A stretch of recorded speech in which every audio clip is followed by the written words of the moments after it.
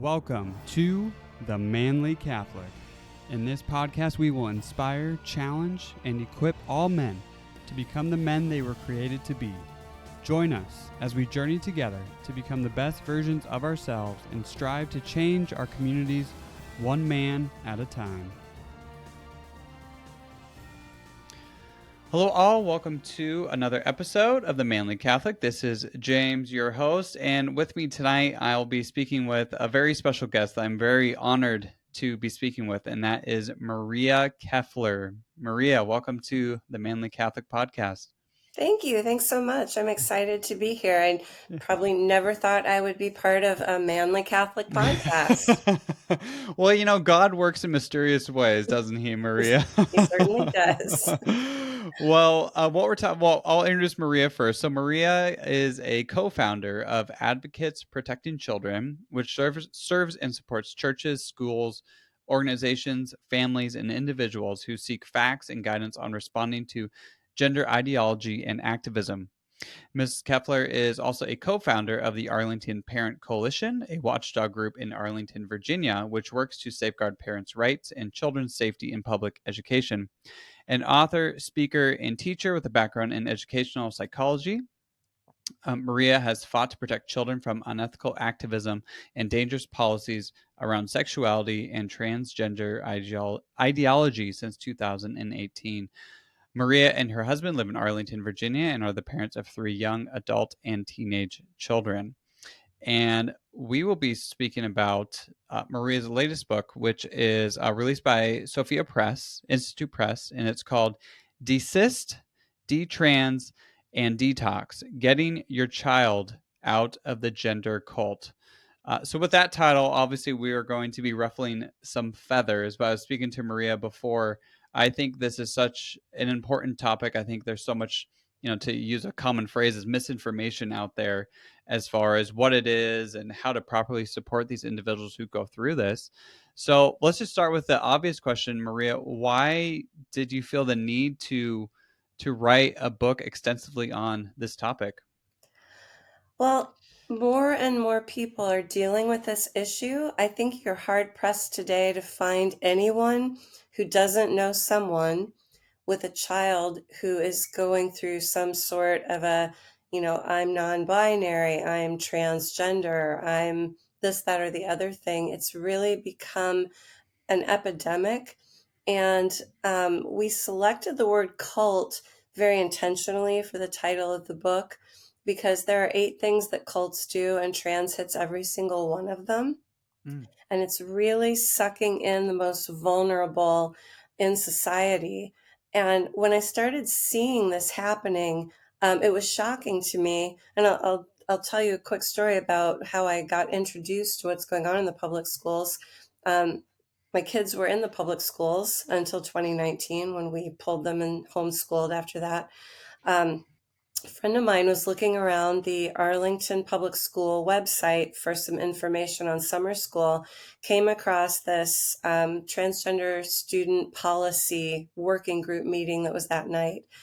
And she called me and she said, I've not heard anything about this before. I really feel like I should go, but I don't want to go alone. Will you go with me? So we went.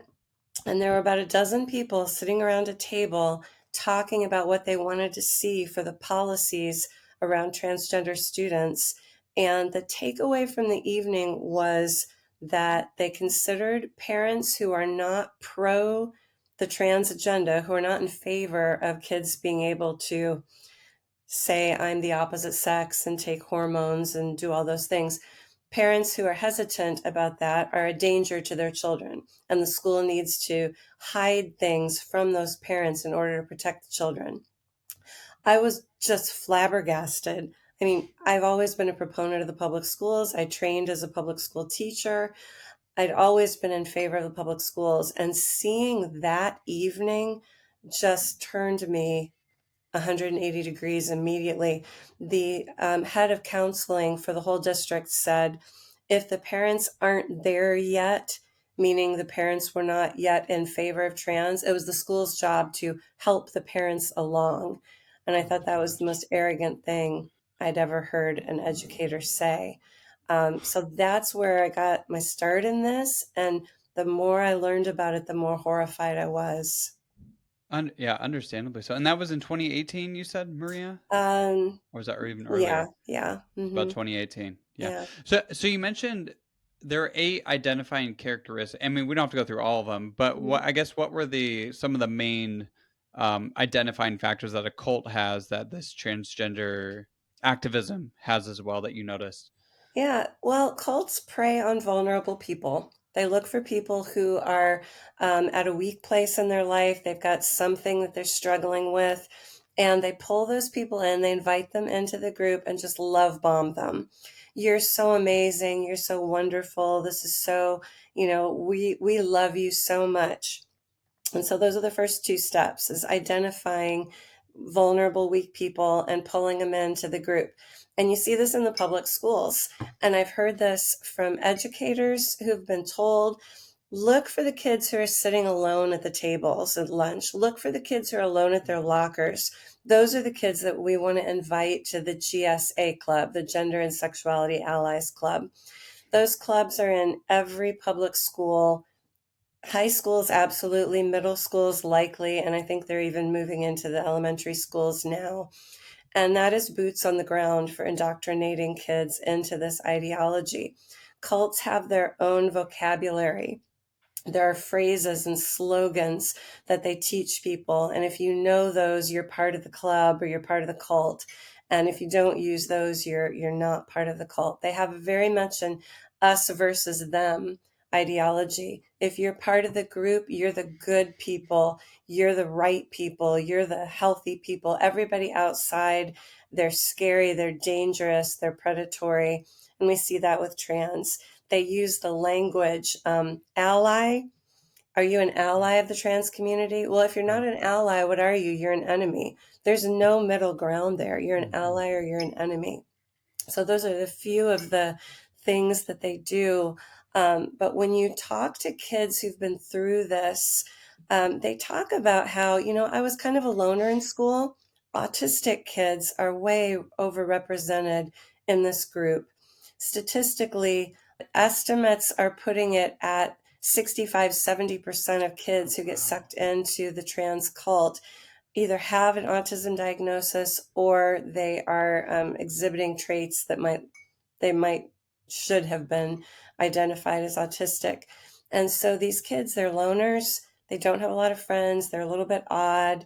We all knew the kids in school who were super smart, but just a little bit not very street Quirky. smart. Yeah. And they get pulled into these clubs and at the GSA club and told how amazing they are and oh, you're uncomfortable in social situations. You know what? That probably is because you're not actually a girl, you're actually a Mm. boy, or vice versa. When you become transgender, you'll feel much more comfortable. And they just sell them this lie, but then they're surrounded by this group of people who tells them how amazing they are. And Mm-hmm. these kids will say, I went from being a loner, maybe having one or two friends, to suddenly everybody in school thought I was the best. I could talk to anybody as long as it was about, homosexuality or trans stuff. I was the celebrity. So it falls right into those cult parameters. Yeah, and it's so sad too, Maria, because again, on the surface, you think, okay, like they seek out kids that are lonely, they're trying to make them feel included. You're like, oh, that's great. They're trying to help them feel included at school and stuff. But obviously, there's an ulterior motive to that as well. But I guess, and forgive me if this is maybe something you can't answer, but like, I guess what would be their ultimate aim with this indoctrination? Like, is it power? Is it just getting money? Is it something deeper than that? Like, what is I guess their ultimate aim of let's target these kids, let's get them involved, and then let's get them in this cult, so to speak. But I guess like what's their aim? What's the purpose of that? Yeah, it's a great question. Why? Why is this happening? The answer to that is multi-tentacled, and we could probably spend the rest of our time just talking about that. Sure. I will say one big driver of this is money. And I need to update my stats here because for the last 4 or 5 years, I've been quoting market reports. Companies will do market reports for a new product or a new trend. how viable is it in the marketplace? How would you sell this? What can it be expected to make in the next, 3, 5, 10 years?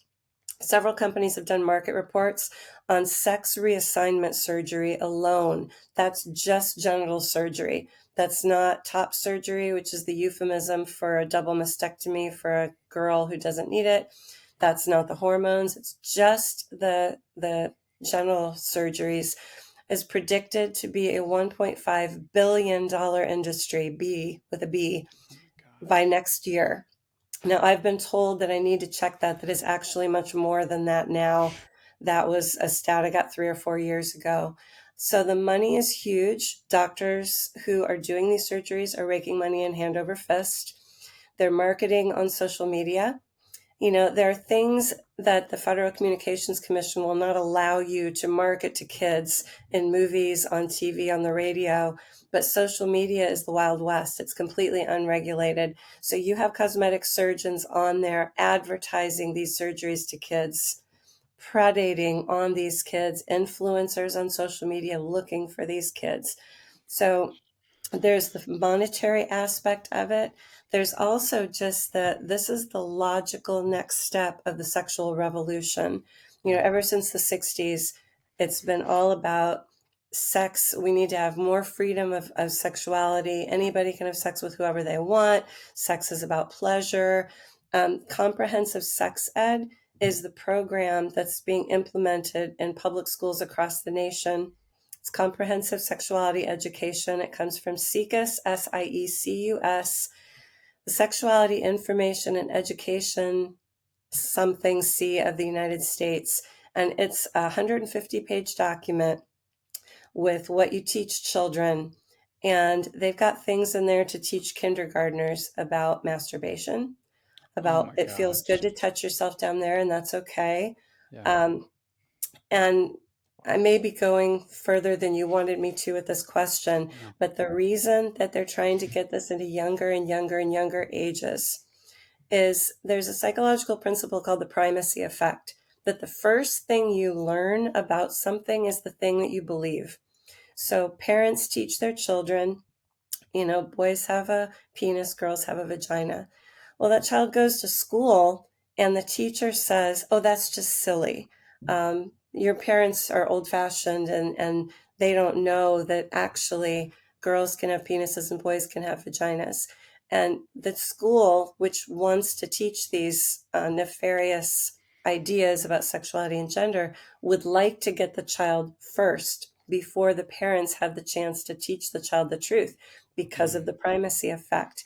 The child learns something from school that they haven't learned yet from the parents, and that's what they're going to believe. When a school does that to a child, says that what the parents taught them is wrong, what just happened there is the school has forced the child to decide, do I believe mom and dad or do I believe the school? Do I Wow. believe my teacher? And that's a terrible, terrible thing to do to a child. But the reason they're doing it is to teach the children what they want the children to know before the parents have a chance to do the right thing. And that's in kindergarten, you said. It's pushing into kindergarten, into pre-K, Oh my as young as gosh. possible. It's insane. It I is just, insane. Yeah. yeah. I mean, because then you're pitting the parents against, like you said. I mean, like think of all the turmoil in that little kid's mind. It's like, well, I thought mom and dad were safe, Mm-hmm. and now my parents are telling, or my teachers are telling me that my parents are wrong. It's like, Yeah. what's a 5, 6 year old to do? I do have a funny story about, since we're talking about it though. On a lighter hard note, we were in mass one Sunday, and my 3 year old is learning. Boys have penises, girls have vaginas, and just as loud as can be, he goes up to my wife and he says, he's whispering, but whispering, screaming. You know how that goes. Yeah. And he goes, "Mommy, do you have a penis?" For everyone to hear, and you guys some chuckles here and there. I'm just like, oh, all right, well, yep, this is what we're learning nowadays, and Right. as a 3 year old. But, But that's a but great story in that that is an age appropriate question yes, for a 3 year 100%. old because Yeah, they're trying to sort out truth and facts. And right. that's part of the foundational nature of humanness is our Yes, maleness or our femaleness. So 100%. as funny as that is, that's a perfect age appropriate question to Yeah. ask. So you guys are doing a great job raising him, even if he's embarrassing you occasionally. You know what? It's not even embarrassing. It's just funny Yeah, because, because it just came out of nowhere, came out of left right. field. But, it is beautiful though, because yeah, and same thing too, like you said too, or a little bit earlier in our conversation about is they use their own language, right? And, like even just saying penis and vagina is such like a faux pas nowadays. Like those are anatomical terms, and I'm a physical therapist by trade. So, learning anatomy, like that's just comes natural to me. It's, and you have all these slang terms, and it almost degrades the human body when you don't use the proper terminology, in my opinion. Hello, everyone. Thank you so much for listening to that amazing episode. I just want to take a quick break to thank one of our sponsors, which is especially near and dear to my heart because it's all about coffee. For the best coffee for a great cause, we recommend Mystic Monk Coffee. Roasted with prayer by the Carmelite monks in Wyoming, Mystic Monk Coffee has the ultimate cup waiting for you. See more at mysticmonkcoffee.com. If you decide to support the podcast on our Patreon page at the $20 per month level, we will actually send you a bag of Mystic Monk Coffee for free. As y'all know, one of our missions with the podcast is to help support our priests.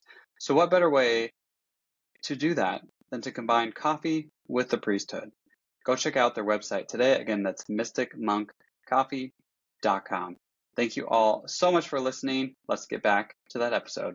But Yeah. I did want to ask you too, because I know in the book you talk about this obviously goes way back. This isn't just start, in like the 2000s, things like this has started way back when, so when, I guess, and kind of take a little bit of a history lesson here, because sex and gender were always um, considered synonymous with each other. When did that get all of a sudden separated out where, okay, yeah, you might be biologically male, but your gender is female? And versus, no, if you're biological male, then you have these male characteristics, that, gender characteristics. So do you mind kind of sifting through that confusion a little bit? Yeah, that's an interesting question because sure, I always grew up and you get a form and it would say, what's your gender, male or female? And we use Hmm. those terms, as you said, interchangeably. But interestingly, the term gender came into the lexicon with respect to biological sex in the 1960s. Prior to that time, gender referred to language. It was a linguistic term. Certain Hmm. languages like Latin, Romance languages. I just learned that Macedonian nouns have a gender. They're masculine, feminine, or neutral. English doesn't have that. We don't have to use la or la before any of our nouns. They're all neuter. But psychologist John Money in the 1960s took that term gender out of language and started applying it to people as far as how they um, how they behaved. And women tend to behave in a feminine way, and men tend to behave in a masculine way. And the culture just used the two terms synonymously for so long. But suddenly, that term gender has been separated from biological sex. Hmm. And the term gender really has no definition. Because if you ask someone, what's gender? Well, it's how you feel about your gender.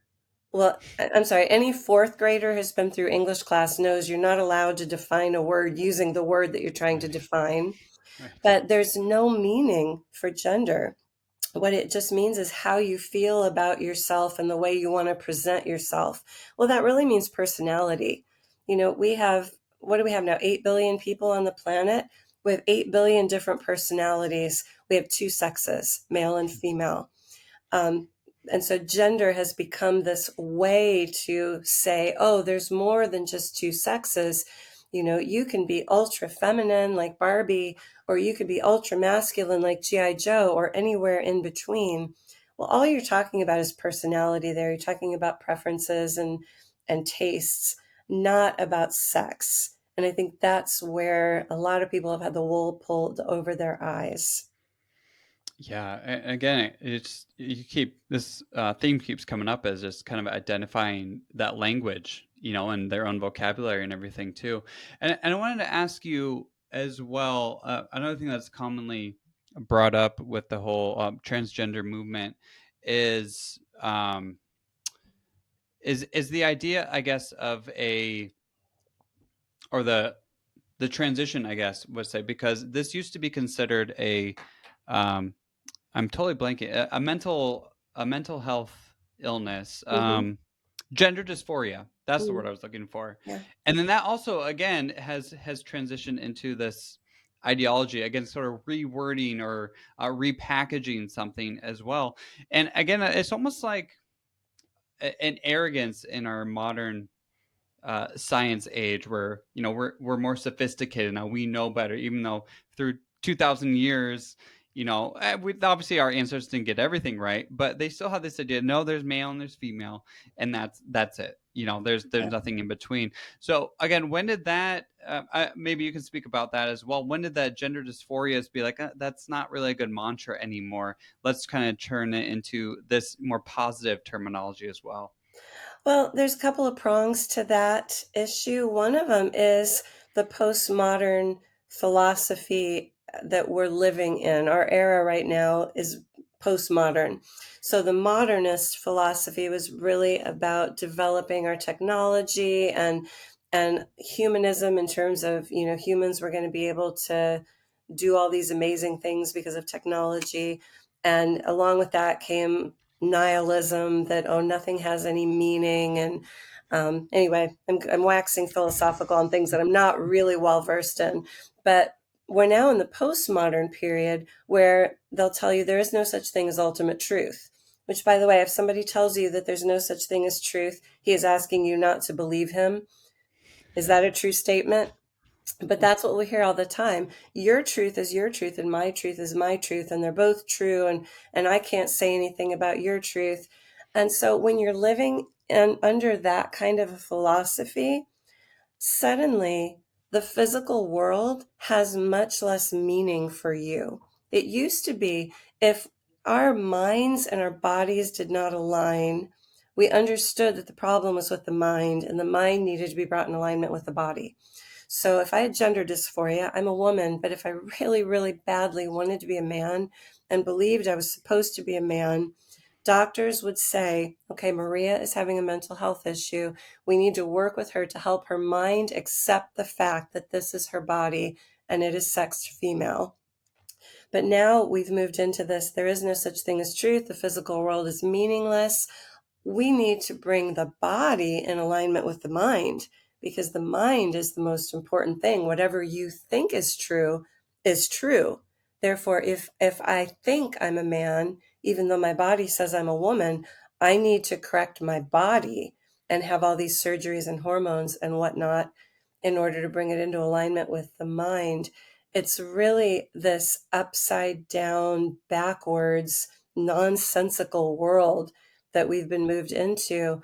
But at the bottom, there's no foundation, there's no truth, there's nothing that we're standing on. It's one of the things that makes me the most angry about what they're doing to kids and young kids, because your body is the most tangible expression of your existence. And if someone can make you believe that your body is wrong, because they'll say, oh, you were born in the wrong body. Hmm. My body's completely wrong. Is there anything solid in the world? Is there Hmm. anything permanent? Is there anything absolute that I can stand on? Well, we've gotten rid of God. There's no God. We've gotten rid of basic Judeo-Christian morality. And now we're also getting rid of our bodies, that we can just do anything we want with them. And it's just such a brokenness. It's so sad too, and I'm sure when you've dove into this too, you've heard stories of all the heartbreaking examples of parents of kids, and parents have come out and was like, I just thought I was doing what's best for my kid, Yeah. and we didn't know any better, and all this, and then the kid says like, why didn't you protect me? There's just all this brokenness, and I think like you touched on it too. I mean, this goes off to we've eliminated God, So if we eliminate God, like who else is left to roam the world? Hmm. It's Satan and his demons, right? He's Yeah. already the prince of this world. So, and this is exactly what they want, is this bizarre confusion. And actually talking to you made me think of this podcast episode I listened to. It was Joe Rogan, who is not the most Christian guy, I will say, but he was interviewing this guy who was very into the I guess you'd call him a trans activist, so to speak. But for those of you who don't know Joe Rogan, he asks like very simple questions throughout his podcast, basically. But he basically asked this guy, he's like, okay, so you're a trans activist, so but you want these kids to have puberty blockers, right? This guy was like all about that, and he said, okay, but you say that if a little boy wants to be a little girl, then you need to call her a little girl, right? Like that's what you basically said. And he said, so why do you need to give them the puberty blockers then? But so if they can become a girl just by saying they're a girl, why do you need to add in all these chemicals and basically make them so they can't have children for Hmm. the rest of their life? And the guy, like, he couldn't answer the question. And because I don't even think they go to like what's their logical, it's like, okay, no, if you say a boy can be a girl, then that should be it. Like there shouldn't be anything else involved with that. And then that should just be, exclamation point, and that's where it is. But it's like, no, let's go beyond that. But then they don't ask, but why are we pushing this? Like there's just no disconnect. And it just made me think, when we're in a world that has lost God, just there's no logic to it anymore. And then just chaos ensues Yeah. after that. I don't know, kick that back to you for Yeah, any no, comments. that's true. I would have loved to have heard an answer to that question, but I'm sure he didn't have an answer because there's so much about this that's just illogical.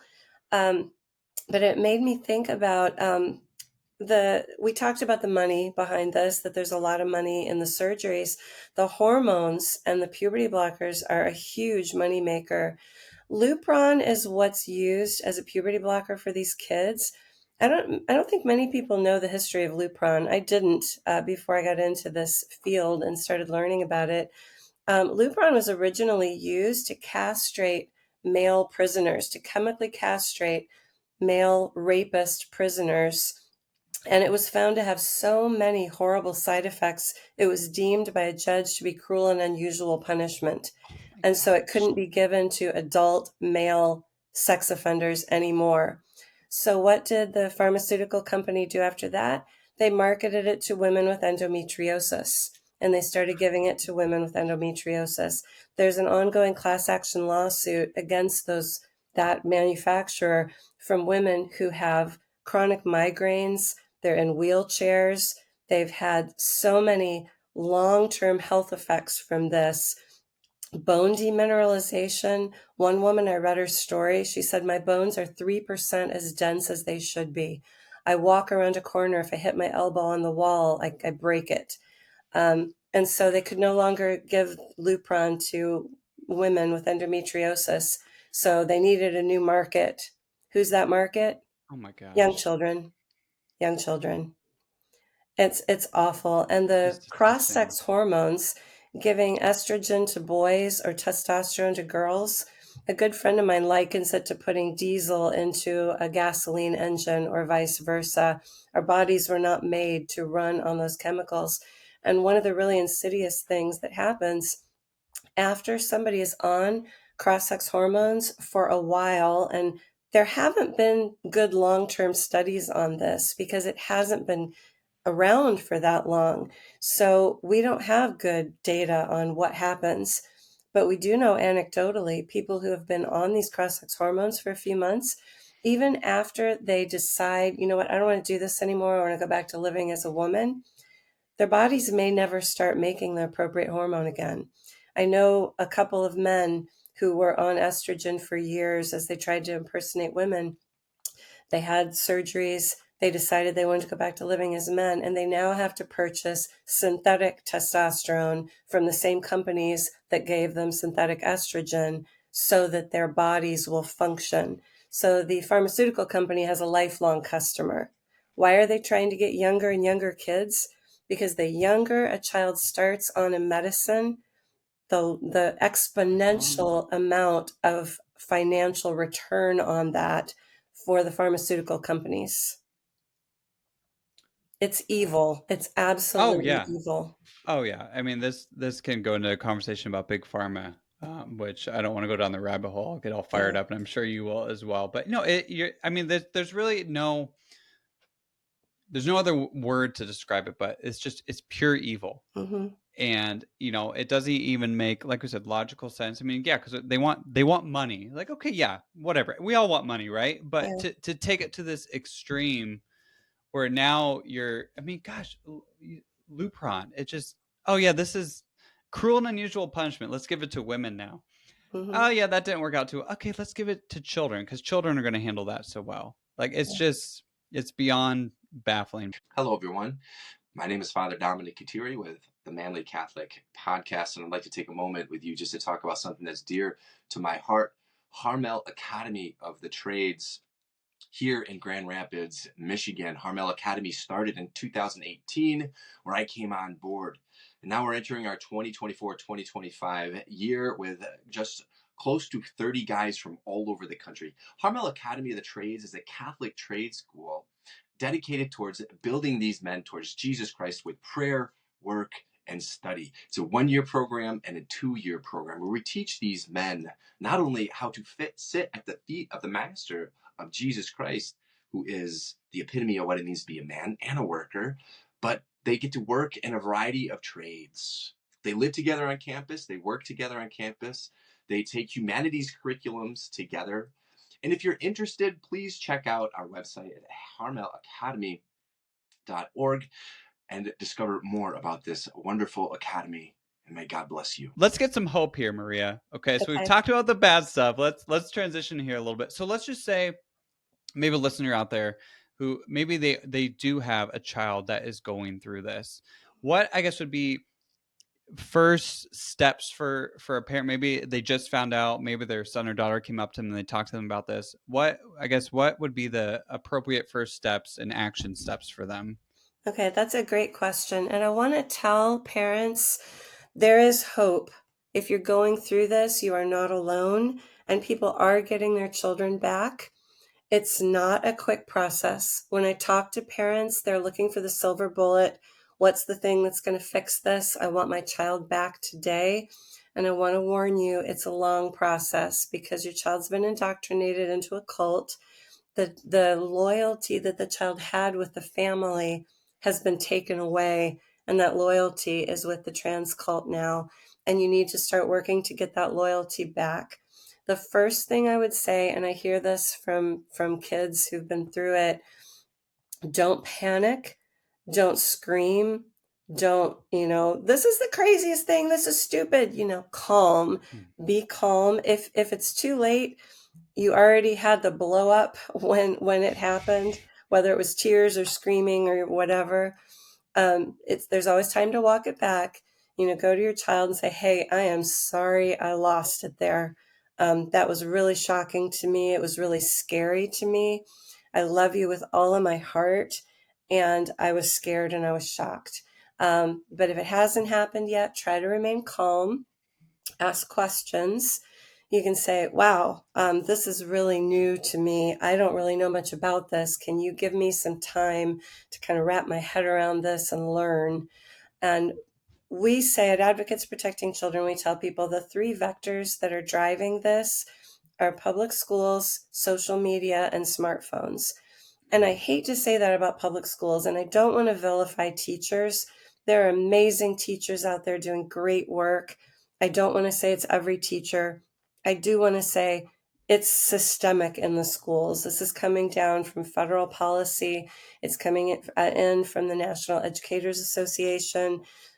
There may be some great teachers, but on the whole, public school is pushing this agenda. If you can get your child out of the public school, whether you are dealing with this issue or not, I tell everyone get out of the public schools if you can, because they're coming for your kids. If your child has a smartphone, take away that smartphone. It's unregulated. There are social media influencers on every platform looking for kids, pulling kids in. There are pro anorexia chat rooms where kids get together in chat rooms and encourage each other to become anorexics or bulimics. There's no oversight. there's no one watching and saying, whoa, this is a damaging thing, we got to put the brakes on this. So I don't think any child under the age of 16 should have a smartphone. And Amen. even once they get into 16, 17, 18, that smartphone needs to have some cards on it. I don't think anyone under 18 should have social media. And I'm right on the edge of saying I don't think anyone over 18 should have social media either. It's an incredibly unhealthy place. Yes, it But is. those are the first three things that I would try to get out of your child's life if possible. You want to treat this like a cult, and you want to surround your child with a wall that's going to keep the cult on the outside and the safe influences on the inside. And so you need to sit down and figure out, I mean, make yourself a list. Where's my child getting the trans juice from? We know it's public school. We know it's social media. We know it's coming through the smartphone. Are there neighbors who are pushing this? Is your child's best friend's parents pushing it? Or do you have neighbors, relatives, grandmas and grandpas who are on your side in this? Like, nope, the trans thing is unhealthy and wrong. They're on your team. You want them inside that circle that you're trying to put around your child, and start working on building the relationship. Even if you think you have a great relationship with our child, none of us have perfect relationships with anyone. We're all flawed and broken people. Get better at your relationships. Spend time together. Try to talk about things that are not related to trans. It's so tempting for parents who are going through this to make every conversation like, Mm, it's today the day we're going to get you out of this. yeah. Try to put it on the back burner as much as you can and spend time with your child doing the things you like to do together. If you like to go fishing, go fishing. If you like to cook together, cook together. Go to a movie. You're trying to get the child's loyalty back with you and away from the cult. So those are the first very large, difficult, time-consuming steps. Yeah, those are so helpful, Maria. So thank you for sharing it. And I'll say too, just to add, pray Mm, and pray constantly. As yeah. much as you possibly can, because, like you said, it's a long, hard road, and you're gonna make mistakes, like we all do. And obviously, this is a huge issue if you're dealing with it. That hopefully most people do not have to deal with it, but it is something that is happening more frequently nowadays. So it's so hard to live life without God Mhm. anyways. So especially when you're dealing with, a big mountain like this, Yeah. make sure you give it all to him as well. And, Maria, I know you are part of, what was the Advocates Protecting Children? That's the name of it. Is that a national, like, can people go to your website and find out like resources, local resources, national resources, people to get in like support groups, things like that? Do you mind kind of expand on that, Yeah, please? yeah, you can go to our website. It's advocatesprotectingchildren.org. And we have resources. We have our own resources that we've put out. We link to other people's resources. We've got lots and lots and lots of links for local resources in your area. People reach out to us. We try to help them find what they're looking for in their area. But a lot of people are looking for information about what is this, where did this come from, how do I deal with it? And so that's where we put our focus, is helping people deal with this ethically and from a basis of truth. Because when parents or anyone gets introduced to this, they're lied to everywhere. The school is saying, oh, you've got to affirm this or the child, is going to harm themselves. The doctors are saying this. And there's reasons why all these institutions have been captured, but we want to present the truth. The truth is there's no grounding for this. The truth is there's no evidence for this. The truth is there's no robust research saying that someone can really be transgender. That doesn't make sense. The truth is we are our bodies and we need to live as such. 100%. And Maria, I'm going to walk back a little bit. I forgot to ask you this question. I want to ask you about pronouns. Ah, And yeah, and just like the appropriate way to approach that. Like, so say too, because I actually have a friend who, one of his coworkers said, "Hey, like you need to," or I think it was like an email, and they changed their pronouns to like she, her, and hmm, it's a male. Maybe let's just have that conversation, because I know a lot of people have this, a coworker or something. I guess what shed some light on like the appropriate way to deal with that. Obviously, you don't want to go guns a blazing. That's not going to, like, I'm Yeah. not going to do that, blah, blah, blah. Obviously, you're not going to win anyone over with that. But what would be the appropriate response, in your opinion, to deal with that? Yeah, it depends very much who you're talking about and what the situation is. I will say, just as a blanket statement, I think using the wrong pronouns for someone is reinforcing a lie. And I don't think that is something we as Christians ever want to do. We don't want to lie. If it's a child, if you're the parent of a child who's going through this, I've heard of parents saying, hey, you're asking me to do something that God doesn't agree with, that I don't believe God agrees with. And if I have to choose between offending you or offending God, I'm afraid I'm going to have to choose to offend you. Hmm. In that sort of a situation where you have authority over that person, you can just say, this is not a game I'm playing. I'm not going to do that. In more of a lateral, a coworker situation or like a boss kind of situation, you have to be a little more careful depending on the quality of the relationship. If it was a good friend who said, hey, Maria, I'm going by she, her pronouns now. It's a man, but I'm going by she, her pronouns. I might say, I don't really agree with that, and I'm not going to be able to do that for you, but I will avoid using pronouns and I will use your name. And honestly, the pronoun issue, when I'm speaking with you, I don't call you he, right? I'm only Right. using that third person pronoun when I'm speaking to someone else. Right. And you're not there most of the time. So you're not going to be policing that. But I would try to not use the pronoun in that person's hearing. I would use their full name. There's a man in our neighborhood who he's a 6'4", probably 200-pound balding guy who he and his wife divorced. I'm sure they divorced over this issue because he's now walking around in a sundress with Oh falsies, man. and I was just waiting for it. Um, I'll call him Mark. That's not his real name. Yeah. But I saw him one day. I was waiting for it. And I said, hey, Mark. And he goes, my name is not Mark. It's Jenny. And I said, I'm going to have a really hard time seeing you as a Jenny. And he said, I'm sure you are. And I call him neighbor now. And it's like, hey, neighbor. Yeah. Yeah. Because I'm not going to convince him. No. He's so far down the rabbit hole. I'm not going to convince him, but I'm not going to try to make him angry either. Yeah. So I just call him neighbor when I see him.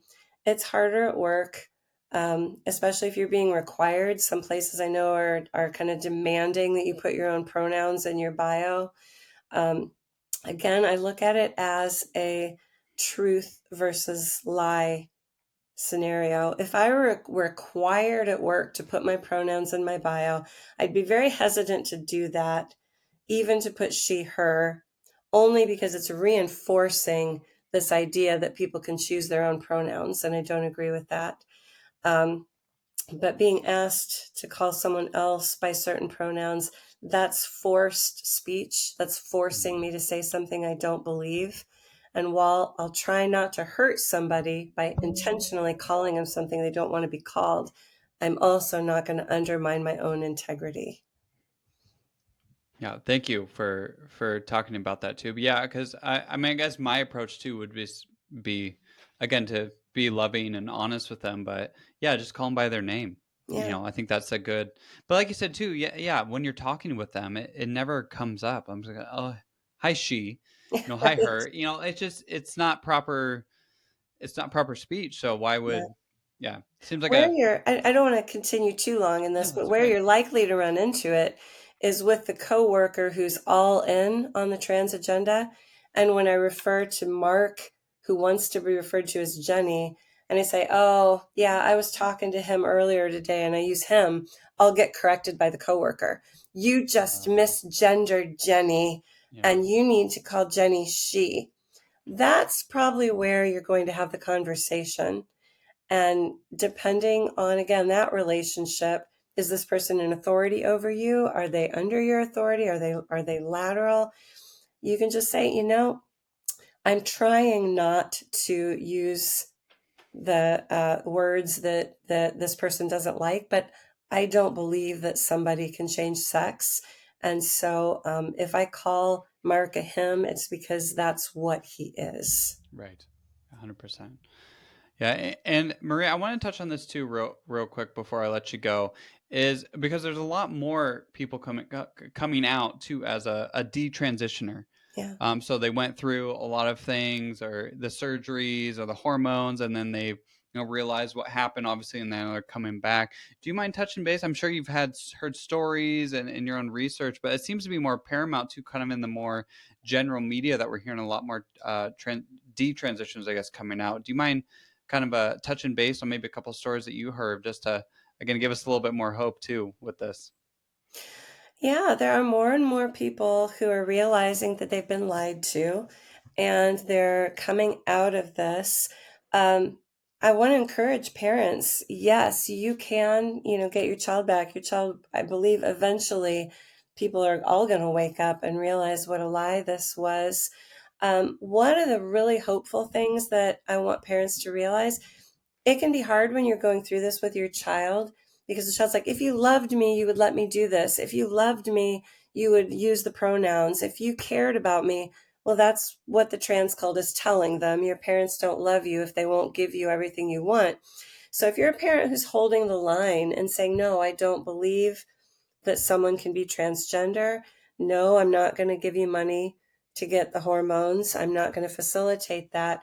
As angry as your child may be at you today, kids who are coming out of this are looking back at those people who held the line with such gratitude and saying, Mom never lied to me. Grandma never lied to me. Uncle Jake never lied to me. And you become the soft landing place for those kids and those young adults. So holding the line now may feel really painful and hard, but it will reap a benefit later because you still have your integrity, and your child's coming back and seeing that you are the one who actually really did love him or her. I love that. It just again speaks to the truth. Like, and you talked about too the lack of objective truth nowadays. But no, there actually is truth, because people realize, oh yeah, like mom never called me by my preferred pronouns or whatever. She always called me by my name or whatever, and she didn't reinforce that. And that actually it might be, again, when they look back, because eventually there's got to be a point where they look back and it's like, was all this, like what happened, was all this worth it? It's like, oh, this was a turning point. Mom or dad or Mm, grandma or grandpa or that neighbor was that rock that I could lean on, because they never lied to me. yeah. And especially with kids too. My gosh, it just still astounds me that these just all the things that they're happening with kids, and just the adults that aren't protecting them. And I want, Yeah. again too, to kick it back to you, Maria, and your organization, where all the people that you're helping. And just again, I'll kind of give you the final word before we sign off here. Is the again, the organization is Advocates Protecting Children. And please go to the website. I'll put it in the show notes. But I want to, again, give it to you, Maria. Anything else you want to share before we let you go? Oh, and where can we get the book, of course, too? Yeah, you can get the book at Amazon and at Sophia Institute Press. It's Desist, Detrans, and Detox, Getting Your Child Out of the Gender Cult. I just want to encourage people to have courage. This is a really hard thing to walk through.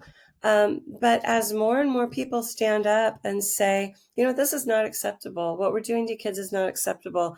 I'm not accepting this at my school. I'm not accepting this from my pediatrician, and push back.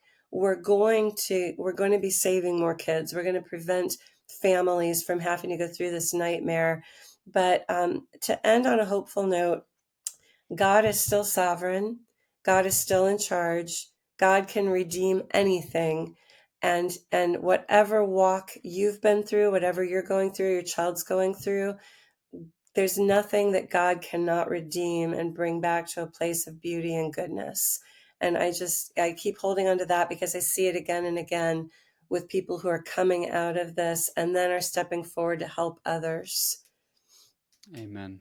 Amen. Maria, thank you so much for your time. God bless you and the work that you all are doing over Advocates Protecting Children. I cannot thank you enough for shedding light on this topic of transgenderism as well. So thank you all so much for tuning in and listening. And until next time, go out there and be a saint. Thank you all so much for tuning in to another episode of The Manly Catholic. If you have not already done so, please hit that subscribe button wherever you get your podcast to make sure you don't miss a single episode. It will also help grow the show and reach as many men as possible. We truly think this podcast can change families and help men to change the world. Thank you again so much for tuning in, and God bless you.